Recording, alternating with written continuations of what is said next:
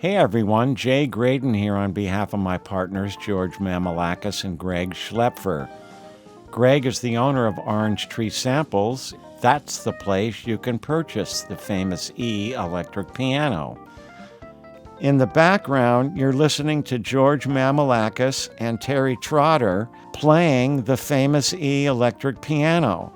And it's really tasty playing. I hope you enjoy it. Note that we recorded 18 different velocity layers, so we have all the dynamics the instrument had to offer. We didn't loop any notes, and all notes sustained to infinity. So let's take a look at the E, and I'll teach you how to navigate around this beautiful instrument. First of all, we have the full page open now. We recorded 18 different velocity layers, meaning 18 different sample groups, to cover the full range of the E that offers all the dynamics that we could find, all the different tonal sounds we could find. Okay, so when you open up the E, it will look like this. I'm using the last beta version, so it's not showing up as a library, which would be up here. Yours will show up as a library. So let's close down that big window for now because we don't need it anymore, and we'll work with this. By the way, that setting is right there for big or small window. We have the typical tuning knob. We have the volume control. And we have all the settings that come with Contact that you are used to if you're a Contact owner. By the way, you need Contact or Contact Player to run the famous E electric piano, and Contact needs to be version 5.7 or higher. Okay, let's get going here. We have the volume control, which can be set anywhere you like. We have the tuning knob up here. You can tune to 440 or whatever you like. And also, we have the settings. Here's where all your presettings will show up, as well as the factory settings. And you can scroll through the settings like this, using these arrow buttons. To save a setting, you click on this right there, and it'll pop up, and you can name it.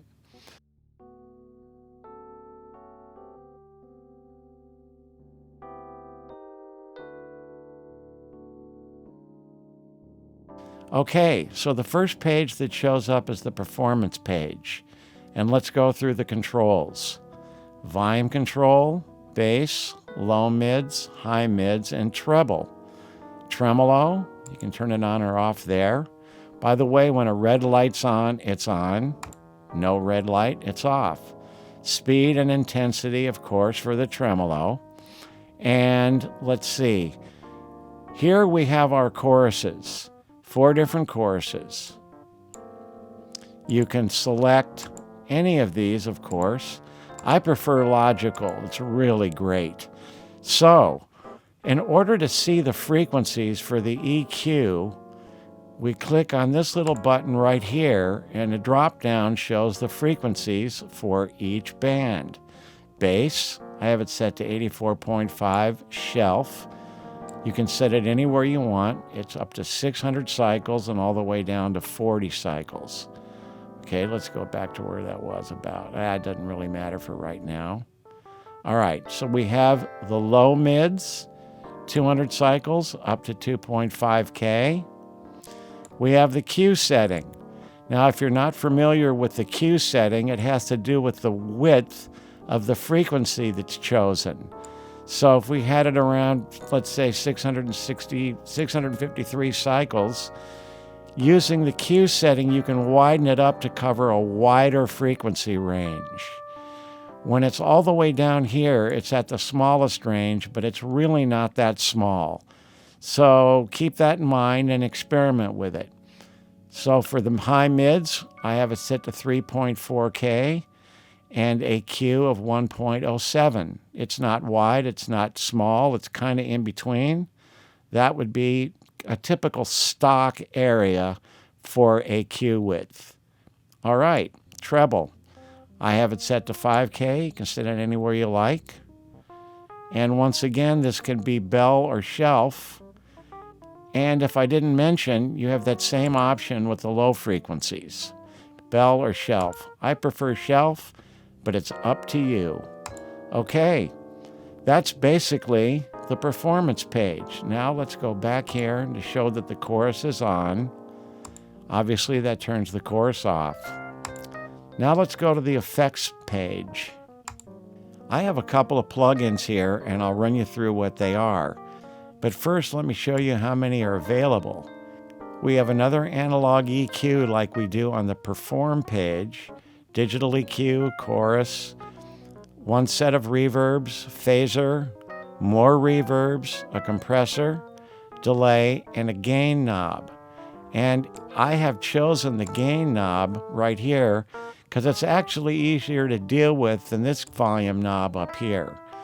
It does the same thing, so you can use either one.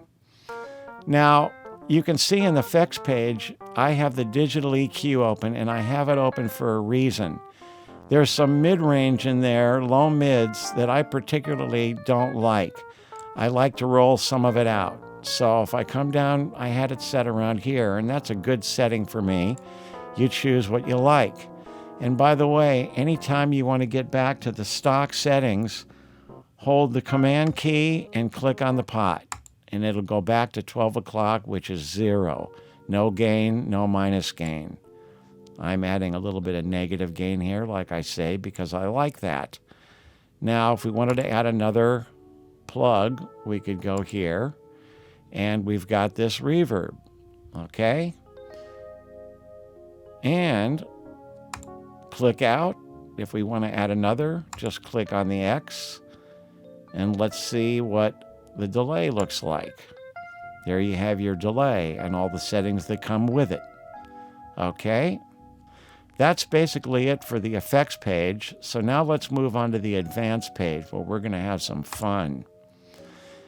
This is a great thing we've added. It's a custom curve where you can set your touch on the keyboard. For example, I play hard and on plastic keys, so I have it set so if I play hard, the higher dynamic notes are harder to play. If I had it set over here, a lighter touch will give you those higher those higher dynamics. And there we go. I'm back to about here typically. So this is the setting I typically use because I play pretty hard on plastic keys.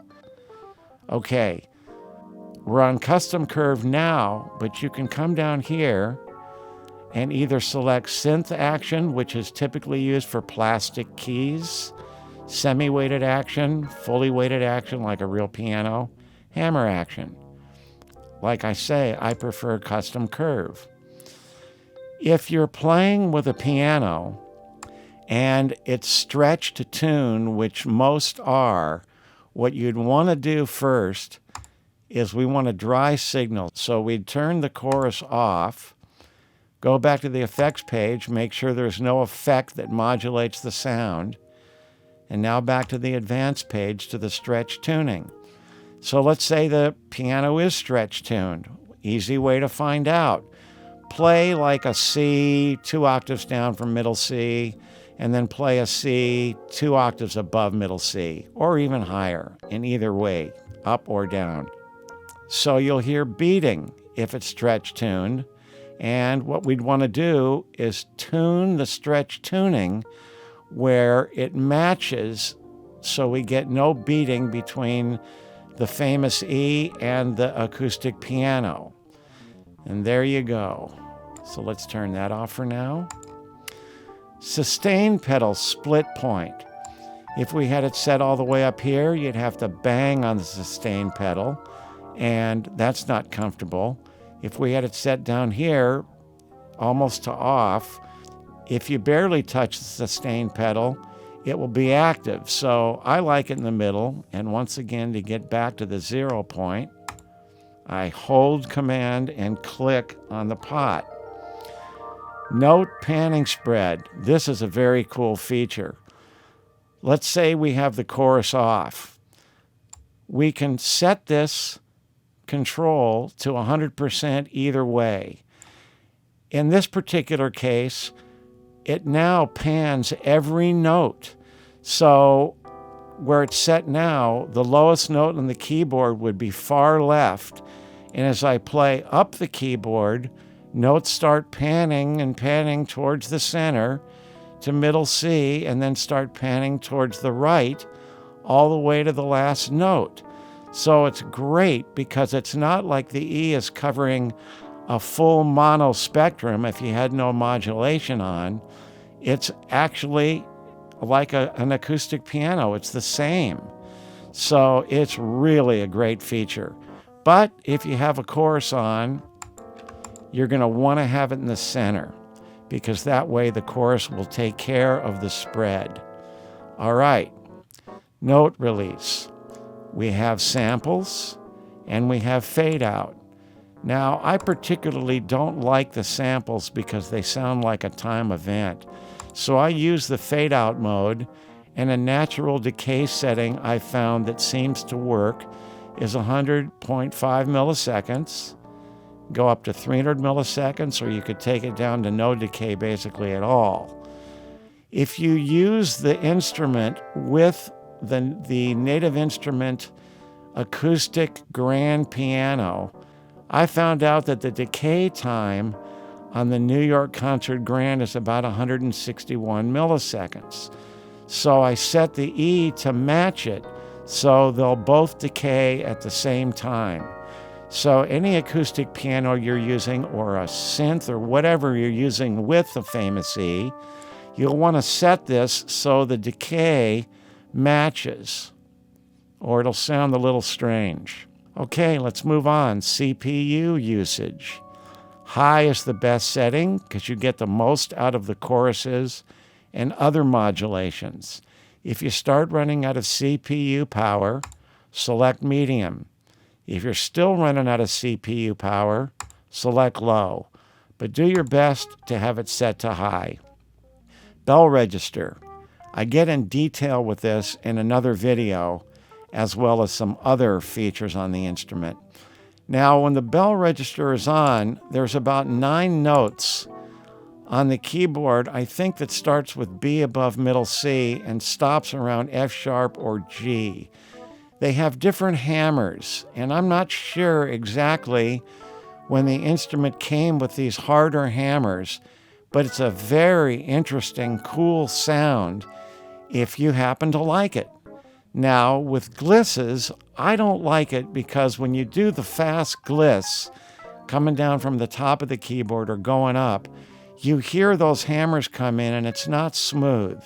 So in that case, you switch it to off, and we've stretched some surrounding notes that sound like all the other hammers.